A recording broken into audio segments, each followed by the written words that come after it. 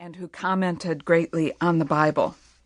In the 20th century, the social movement for women's rights sparked a new interest in women's biblical scholarship and women in the Bible. One of the things that prompts this kind of study is to notice how very often the Bible has been used to keep women in subordinate positions to men. While there have been many advances in women's rights, there is still a long way to go until equality is achieved, both in society and church. The United Nations estimates that worldwide, women are 1/3 of the world's workforce, but they do 2/3 of the world's work. For this, they earn only 10% of the world's income, and they possess only 1% of the world's property. 2 out of 3 of the world's women live in poverty, and those who are illiterate throughout the world, 2/3 are women.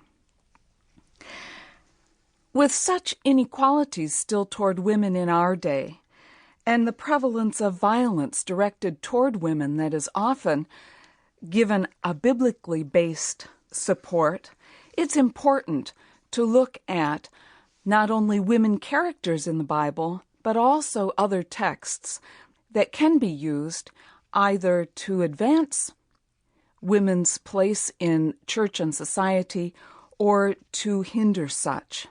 And so it's stories like that that we will look at throughout this program.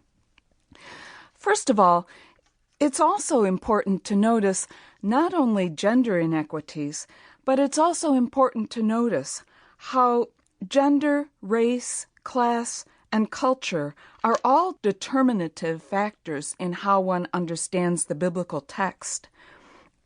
And so women from all different cultures are learning to read the Bible through their own eyes, with the mind, eyes, and heart of a woman. And it matters when one takes this approach. We'll see some very different kinds of life-giving interpretations are available to us through such an approach. So how does one go about reading the Bible with the mind, eyes, and heart of a woman? I'd like to share with you a process that has been developed by Elizabeth Schussler Fiorenza, a noted New Testament scholar. It involves 7 steps. The first one is to begin by paying attention to women's experiences, by analyzing real-life experiences of women, particularly those ways in which women are oppressed.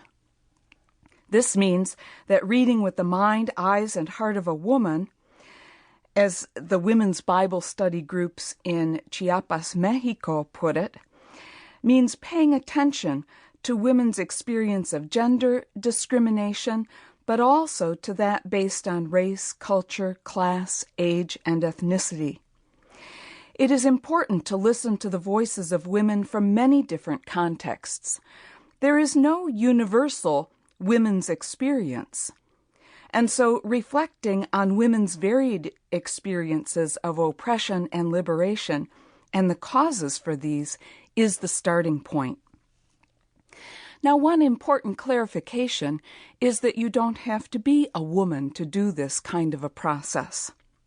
Although women's experience is the starting point, men who are willing to walk with women and to listen intently to their experience and to open their minds and hearts to understanding what is the experience of their sisters, their mothers, their daughters, can also use this approach and walk together with women in the struggle for dignity and equality.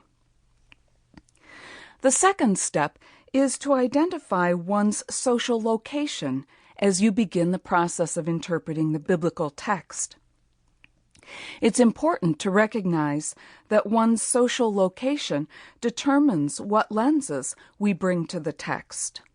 For instance, a well-to-do, white, well-educated man in North America will see the biblical text very differently from a poor, illiterate woman of Mayan descent in rural Mexico.